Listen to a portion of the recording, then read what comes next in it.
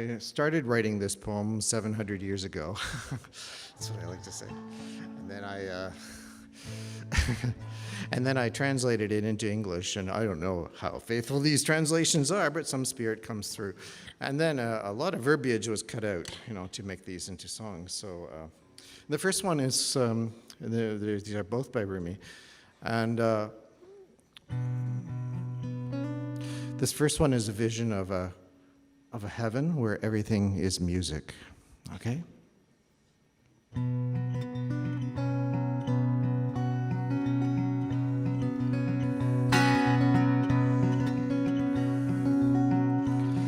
I've fallen into the place where everything is music. Strumming and flute notes fill the atmosphere. Even at the harp of the world should burn up, there still be this hidden instrument here. So the candle flickers and goes out. We still have this flint and a spark. The singing art is a sea wave. Grace, a pearl on the ocean floor. We've fallen into the place where everything is music. Poems sprout like spindrift on the sand, flowering from a root we can't see. The seashell I hold now in my hand. So the candle flickers and goes out. We still have this flint and a spark.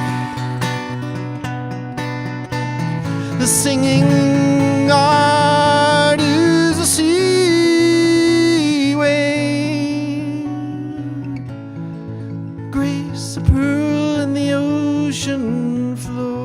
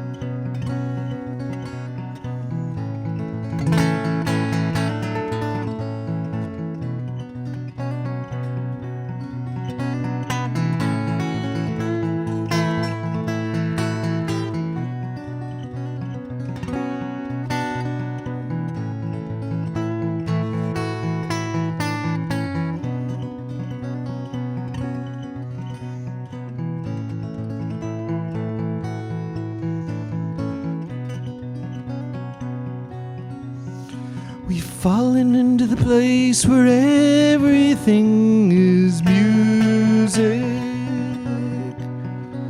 Where everything is music. Where everything is music.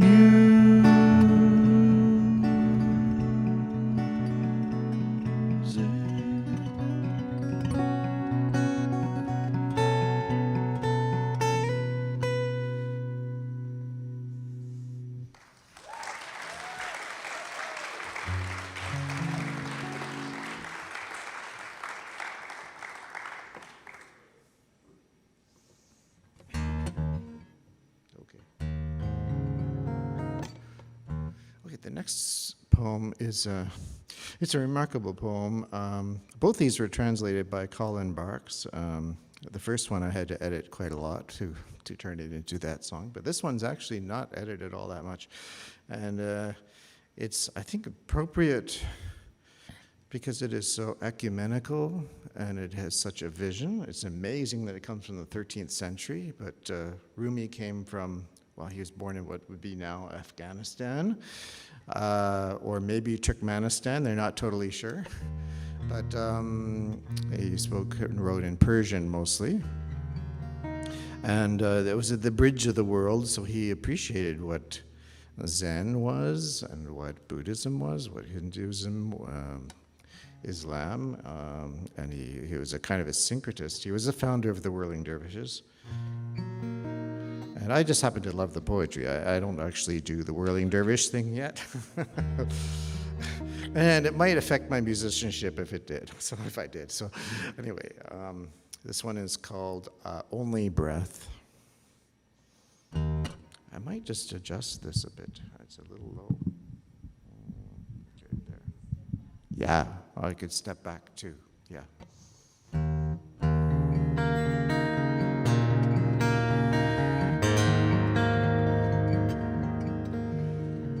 And the reason I chose this too is that Montréal Serai brings together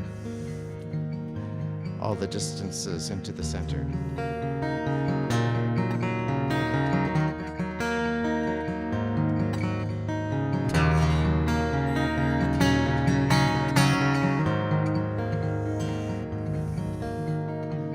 Neither Christian nor Jew, nor Muslim nor Hindu, Buddhist, Sufi or Zen.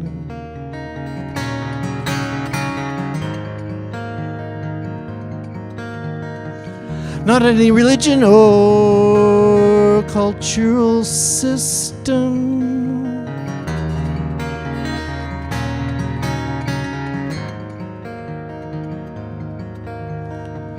I'm not from the east or the west, nor out of the ocean, nor up from the ground, not natural or ethereal, composed of elements at all. I do not exist. Neither am I of this world or the next. I did not descend from Adam and Eve or any origin story.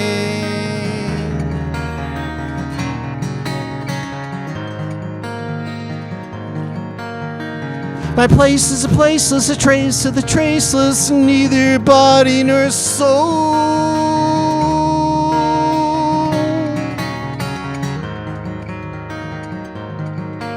My place is placeless, a trace of the traceless, neither body nor soul.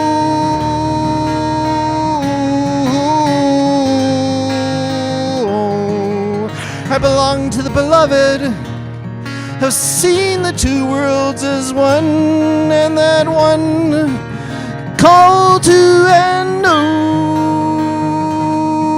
the first, the last, the outer, the inner, only that breath, breathing, only that breath, breathing,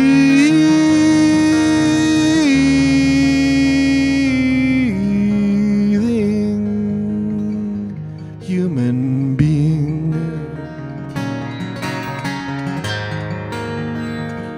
Human being, human being.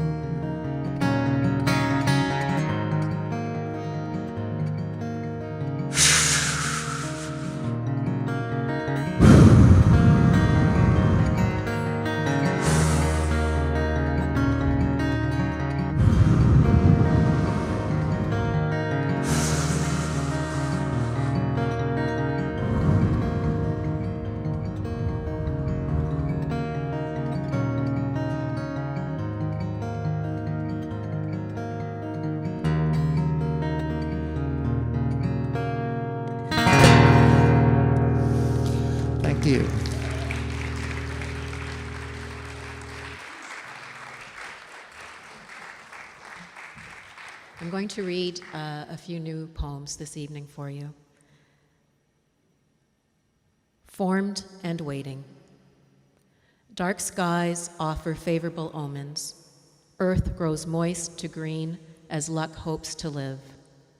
Sorrows melt into slush, coffee-colored tinctures to harden your response to pain. In time, your armor becomes too heavy, not a sign of weakness, but one of faith. Echoes of history stain our days, dense as gold dust and waiting in minds. What a day to be. Women watch silent as sentinels, hovering in shadows at dusk, awaiting. Drifting rumble of thunder to herald storm fronts that, hovering in shadows at dusk, appease light eyes and stoke angry thunder. To herald storm fronts that dangers lie and lies lived as truth. Appease light eyes and stoke angry answers. Believed, beholden to dangers. Lie in lies lived as truth. Yet supremacists pray for an answer. Believed, beholden to technological connections. Yet supremacists pray for an omen. Watching, waiting for these technological connections. Bright star or a murder of crows. Omen watching, waiting for this escape westward, far from Eden. Bright star or a murder of crows awaiting, drifting rumble of escape, westward, far from Eden, women watch, silent as sentinels. Thank you.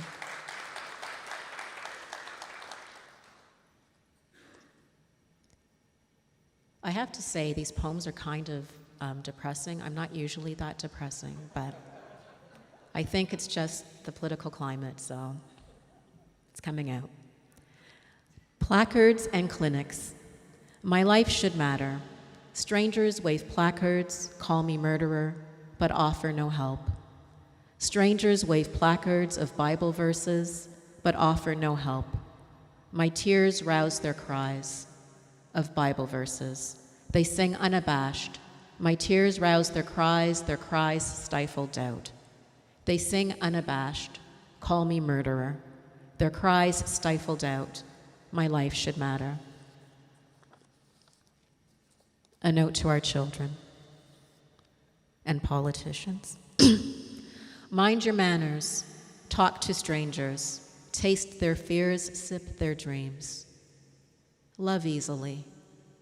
Overwhelm the desires of youth with the actions of wisdom. Harden your resolve, drown in wonder, archaic, abysmal, unending. We're different and we're the same as it should be. Hold on to that last remnant of peace.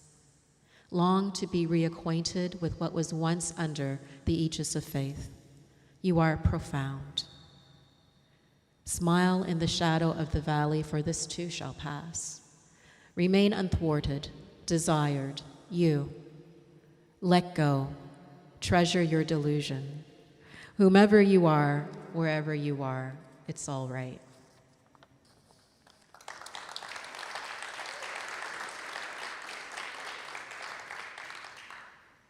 Seeds. Arguments bloom between anger and fear. Jays pluck plums to spoil in the dirt, wasting a chance to taste sweetness. Seeds ground into the earth during summer. Seeds ground into the earth during summer withstand winter's harshness. So will I. What I know to be true. Ice glitters, scattered like shattered glass. Moss clings to rotted stumps deep within wet appetites. Stones wait to be thrown off. Rubble piles offer resistance. Roses beguile with sweet scents, offer thorns to the indelicate who would hide behind a labyrinth's groomed hedge. Your wishes buffeted into strength. Disciple. If you want me to walk across burning embers, To your will, I'll surrender. If you want me to wait upon your desire, I will walk through your fire. I will be your disciple, burnt sweet as molasses, if you want me to. If you shout for pleasure or cry within your pain, I will listen for my name. If you need a blessing when despair clings too tight, I will blind you with my light. I will be your disciple, burnt sweet as molasses, if you want me to. If you want me to. I'm going to read a little. Thank you.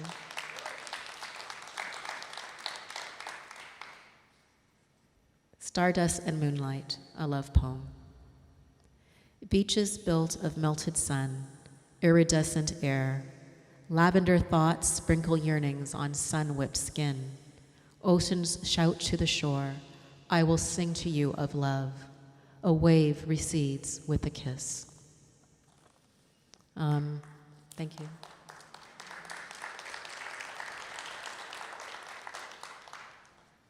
I have one more poem for you this evening. It's called Thanksgiving Blessing. My people are a beautiful people. We are still here despite your best efforts. Hear the echo of our experience. Our truth grounds us. Our roots dig deep, searching for magma to fuel our warmth, or to burn those who expect us to accept their outdated stance of ignorance. Guardians of amber, our ability to accept what is while creating what will be, proof of our integrity. My people are a beautiful people, and we know our place is where we choose it to be. Thank you.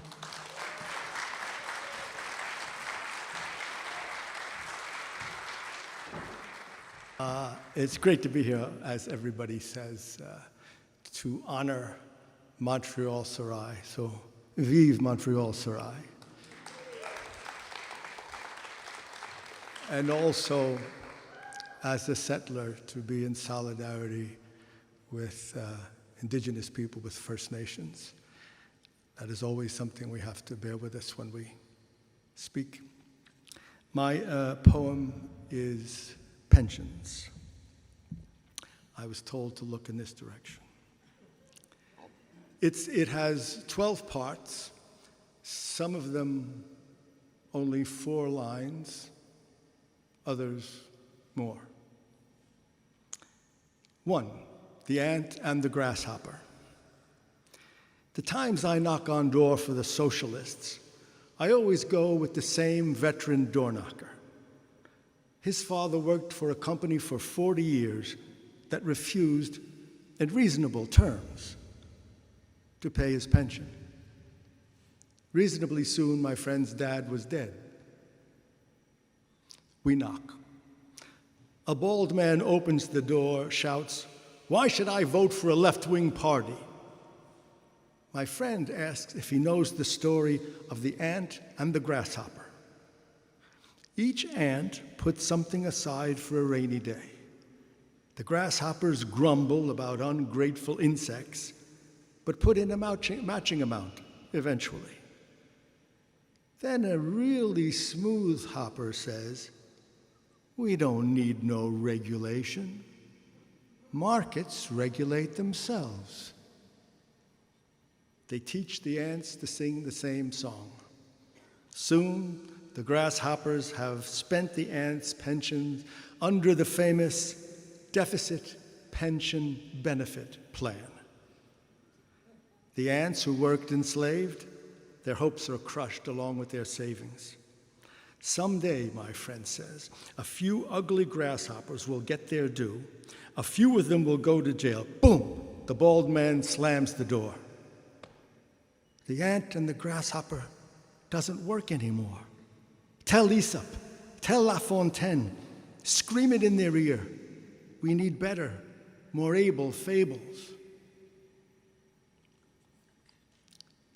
2, moon landing. As a young man, I watched the moon landing with my father in 1969. Him leaning forward, one hand on the arm of his chair, one gripping a cushion. Dad said, My taxes paid for that. So I said, "Thanks, Dad," and smirked.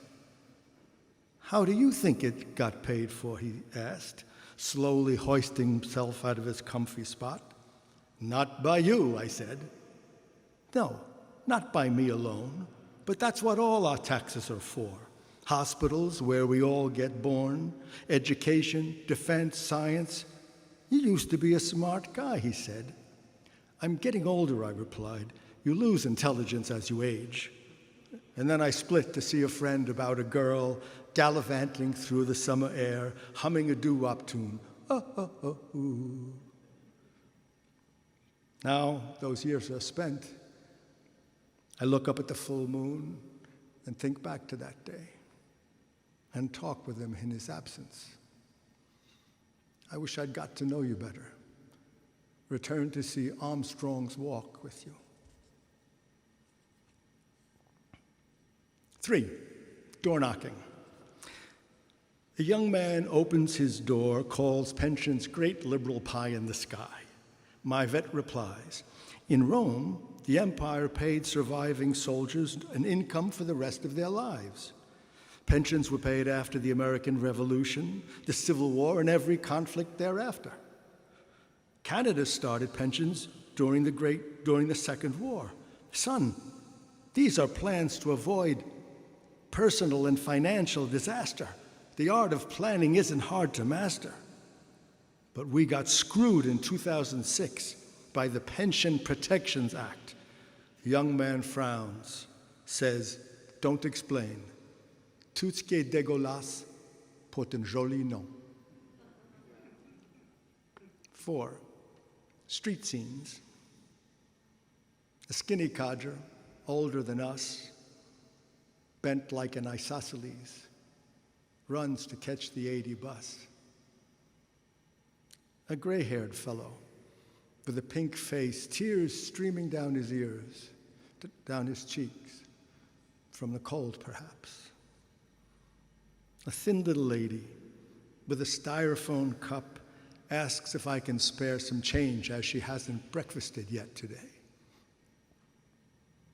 A young man in a heavy open coat, one hand in his pocket, the other working furiously at his belt.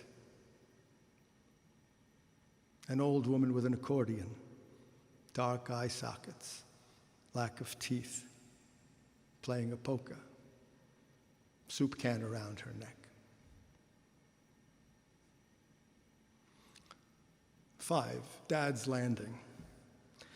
Big breath to tie his boots, gasping till they're hooked in. He steps slow through the icy street like a cat early in the hunt. Falls into the car, backside first. Lifts his leg, swivels. Off to a course in fall prevention at the CLSC. A fall can mean catastrophe. Looking for his glasses serenely in his hands. What about tomorrow? And tomorrow and all the 1,000 tomorrows. Living only for today is a fool's game. Think ahead, my boy. Keep the wolves at bay. 6, haiku. Elderly gentleman stopped in the middle of the icy street. 4 kids fly by in a Lamborghini. 7, Sears. The big building that was my Sears is still there. The fuzzy-haired Italian sales lady used to greet me like long-lost family, her fingers shuffling over plastic packages, socks, and underwear. She would count the time to retirement day. 4 years, 2 months, 16 days. I heard from an old friend she didn't get a dime. A hedge fund bought the company, sold off equipment and products, laid off workers, turned profits, gave shareholders the funds from her pension plan. Not all cracks let the light in. "I don't know what a hedge fund is," she said, "and I don't care. The big building that was my Sears is still there. 8, financial advisor. What's good for the investor is good for us all. I'll take your funds, put them in something bright and new. The profits are there waiting for you.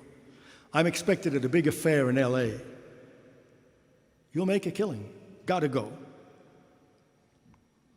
There's no thrill like riding the market.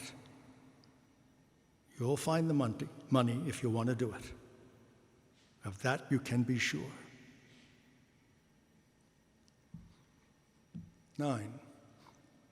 Blues de businessman Berger et Plamondon, 1978. Je passe la moitié de ma vie en air, entre New York et Singapour. Je voyage toujours en première. J'ai ma résidence secondaire dans tous les Hilton de la terre. Je ne peux pas supporter la misère. 10, apartment complex. A street urchin was caught loitering on my floor. How did he slip past the doorman to knock on my door? This apartment building is warm and secure. They bring my car up from the garage. It's the street life I have wore. I can't stomach poverty. 11, door knocker, part 2. Hi there, we're with the NDP. Oh, excuse me, is that your wife? Yes, she's the darling of my life. I didn't deserve her, but she loved me anyway. Now she doesn't recognize me.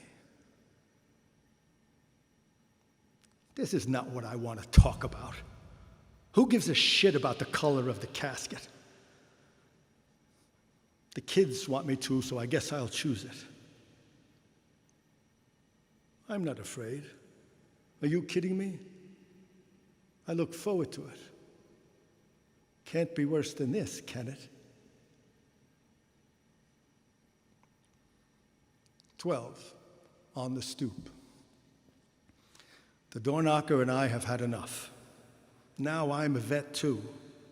What do we do, ask? Should we get a drink? He says, start singing. Oh, for the days of pension planning. Oh, for the ring of the pension tune. A few people open their windows, and 4 millennials stop to listen. One says, good song. The vet replies, nah, too damn melancholy, and changes his tune and tone. Now we need some regulation. Hey, you, corpers, pay the pension owed. The more people pass by on the street, the more he drones like a young Dylan. Hey, you, corpers, pay the pension owed. I join in. Hey, you, corpers, pay the pension owed. Hey, you, corpers, pay the pension owed. Thank you.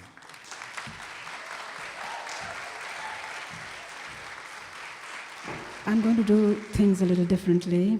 I am going to take us back to the very early years of Serai, just to look at how we have continued to force change through our music, words, and art. The old issues that you might have seen on display at the table at the end of this room, and the other room actually, tell our story and what we write and have written about. The very first issue of Serai was published in November 1986, when the oldest Serai child was 7 years old. We were growing our roots in Montreal, but it still felt like a home away from home, a Serai or an inn in a desert land where we in the caravan had come to rest before moving to somewhere else. We weren't quite sure where. Mortgage rates were unbelievably high. At one time, they were 21%. We were often unemployed and money was scarce.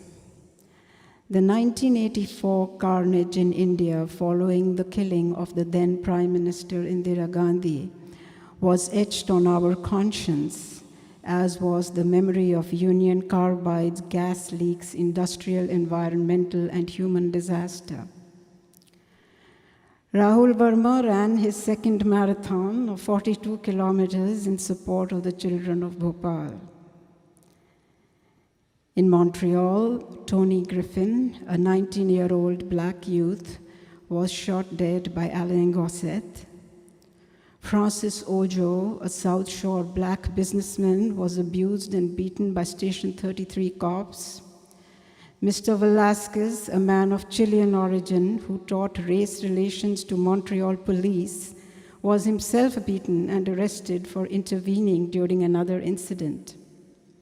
Quebec Libre had already become a jaded, faded slogan, and multiculturalism was becoming a new catchword. Even before our language or diet sets us apart, wrote Jennifer Chu, our color does. We are highly visible, and it is so easy to apply labels when there is a difference.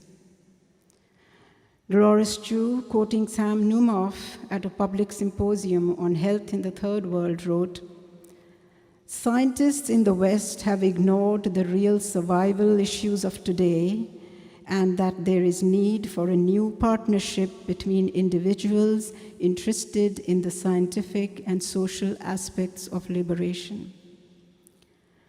Serai was our response, our voice, just as it is today, when there remain over 300 unsolved cases of indigenous women missing or murdered, we don't know why, when, or where. Serai is no longer temporary, it is our home. We are writers, editors, poets, artists, musicians, filmmakers, a community who can force change and transformation through the arts and literature. In 1987, Serai celebrated its first anniversary on December 5th at Le Manoir in NDG. Vanessa Chio was then the president of Serai. Himmat was the MC for the event. Keynote speakers were Junaid Khan, Sam Bosky, and C.I. Petros. Kalpesh Oza read a story that flowed into a series of songs, including That Daft Boy, from Baba Jacques Das, Rana Bose's play. Music was composed, written, directed, and performed by Vasu Sheshadri, Rana, Beverly and Reed Walker, and Himmat, and of course, our Baba Jacques Das, Georges Berriot. The finale, played in the memory of Billy Bloom, was a combination from the last few pages of the Guru Granth and The Rivers of Babylon. The poem I have selected to read today was published in the August 1996 issue of Shakti, the newsletter from the South Asian Women's Community Center. The poem, called The Bird Daughter, is about the experience of migration, leaving the familiar for the unfamiliar, looking for a sense of belonging. It is about homes, about the many sarais that transform us and are transformed by us. It is about the challenges posed by parenthood, the cycle of life, and how it returns to from where everything starts again. I choose this poem because it epitomizes my experience of separation, the tears and the smiles, and finally the passing on to another generation of the drive that makes us who we are and where we want to be. A few quick points of reference. The poem is about Shimla, my old home in the Himalayas, and nagaras are village drums that I can still hear echoing across mountain ranges. Oh, look at my wings, dearest mother. I can soar, I can fly, can't you see? Oh, I like being me, dearest mother. I can lift, climb, and dive. I am free. Your little nest seems so very small now, and the fresh air without feels so good. Oh, my heart beats so fast when I swoop down at the sight of a bird like myself. And when will you return, oh my daughter? Oh, when will you return? When the warm April air from the mountains will breathe life into dry, leafless branches, when the red and orange flowers from rhododendrons will set all forest trees up in flames, when the eerie, lonely howls of hungry jackals combine with nagaras and the flute, when these echo from atop the lofty mountains, oh, will you not come back to them again? But the world looks so different to me now, Mother. Every day a new adventure does unfold. I cannot now return to your little home in the clouds on lonely hills alone. I will swim instead the tides of stormy oceans and skim across smooth sandy desert lands. I will fly atop the highest mountain peaks and I will scan the red horizons of the sun. I can see the monsoon enter through the window, the same one through which you always watched how the big, long-tailed leaf-eating langur jumped with ease from pines to firs to deodars. The same little crack in that window has weathered many rains and thunderstorms. Nothing much has changed since you left home. Nothing ever has been the same. Oh, when will you return? Oh, my daughter, oh, when will you return? The sunsets all have faded, O sweet mother, and my wings are now heavy and worn. The hot desert air stings with each blast, and the little birds aren't little anymore. When the old snowy winds keep blowing harder, when the parched sticky earth begs for rain, when the birds fly away and I am left by myself to take care of all the pain, or when the eggs in my nest start to open and my little chicks cry constantly for food, when I turn to be like you, O sweet mother, I'll fly back to your nest once again. Thank you.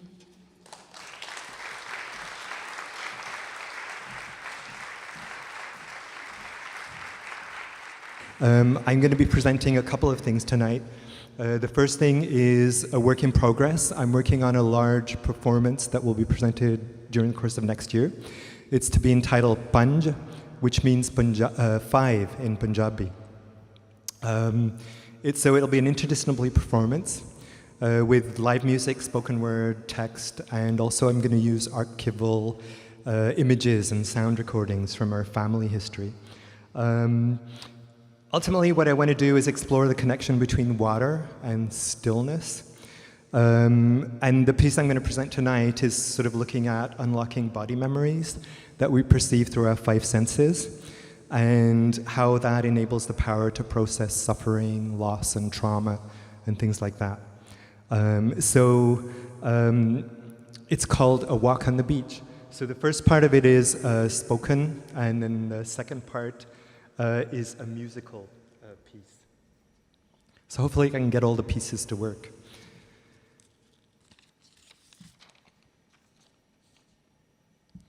Okay, so a walk on the beach. As the sun rises across the bay, my mother and I walk down to the sand. The sea rolls gently onto the beach, singing softly as if from a distance. The waves recede as the morning tide goes out, clearing a path through the seaweed and the driftwood. The water softly chants a mantra. I'm in you, you're in me. We are one, you and I and you. She walks ahead of me, tracing a path on the wet sand. The earth shimmers under her feet in the early morning sunlight. I follow, trying to locate her footsteps amidst the panoply left by all those who've walked here before us. We walk together, Sometimes she walks ahead, sometimes we walk abreast, and sometimes I walk ahead. I'm in you, you're in me. We're one, you and I and you. The waves carry a sadness that envelops me, both pain and comfort. I let the waves come, breaking along the shore. I've learned not to run from them, not to fear them. For each time they return to the sea, they take a part of my sadness with them. Only the foam remains, effervescence after emotions wash away. The residual humidity evaporates under the healing rays of the sun. I'm in you, you're in me. We're one, you and I and you. My father walked here too, leaving his footprints here year after year. I feel them today here under the sand.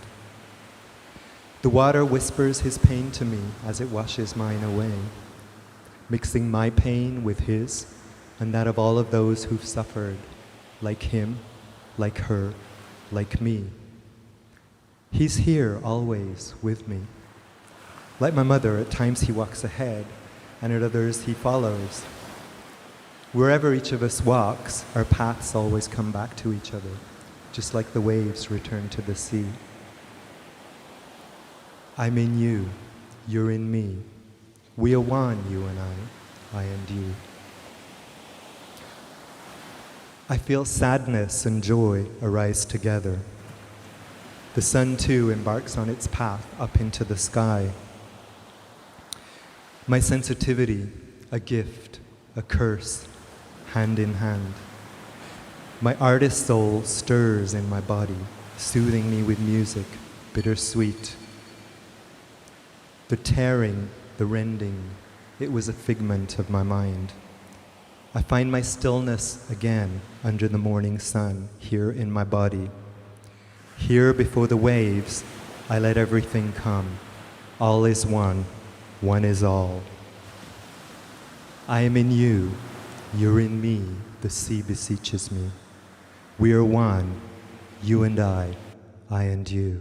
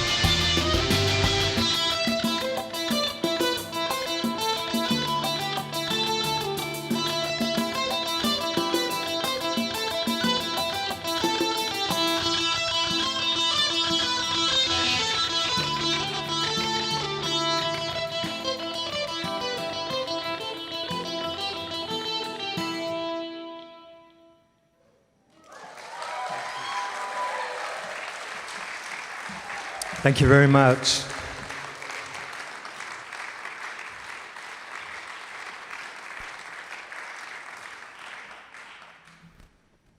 Thank you. Thank you very much. The next piece I'm going to do is actually a request.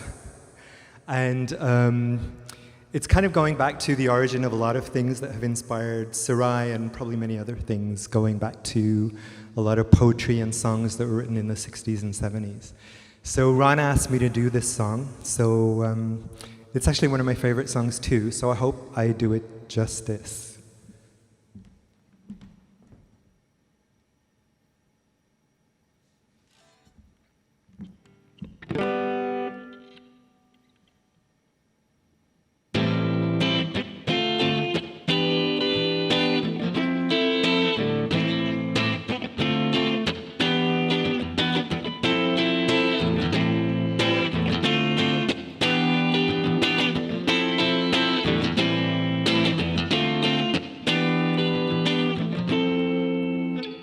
There must be some kind of way out of here, said the joker to the thief. There's too much confusion, I can't get no relief.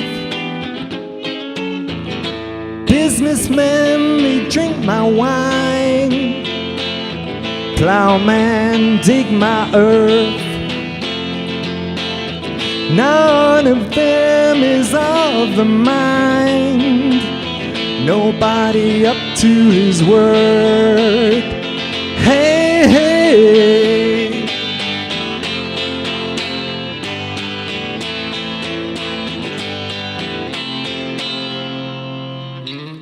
No reason to get excited. The thief, he kindly spoke.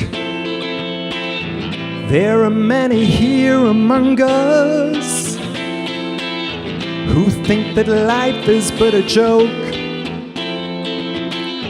But you and I, we've been through that, and this is not our fate. So let us not talk falsely now, the hour is getting late.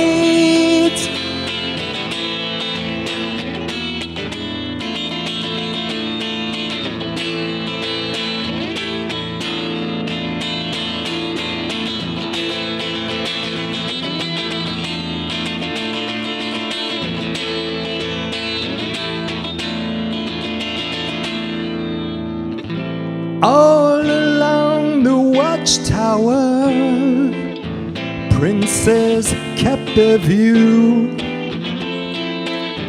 while all the women came and went, barefoot servants too. Outside in the cold distance, a wild cat did howl. Two riders were approaching, and the wind began to howl.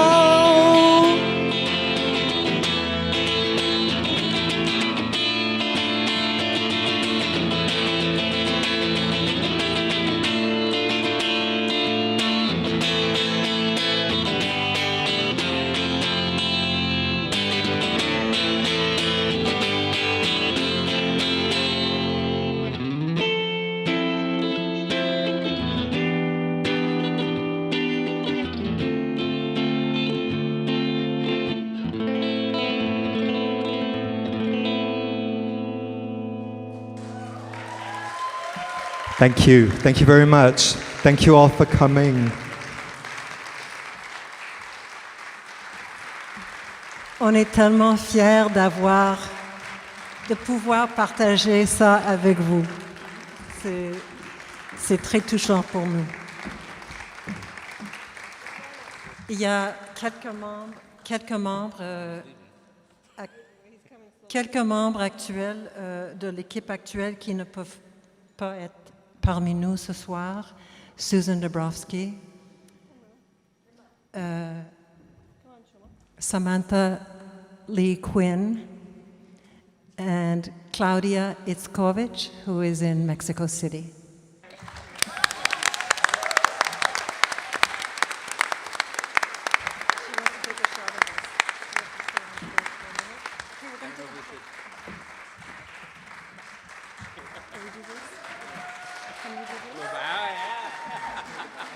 I don't know if it's good for the picture. Merci beaucoup. Bon week-end, bon solstice.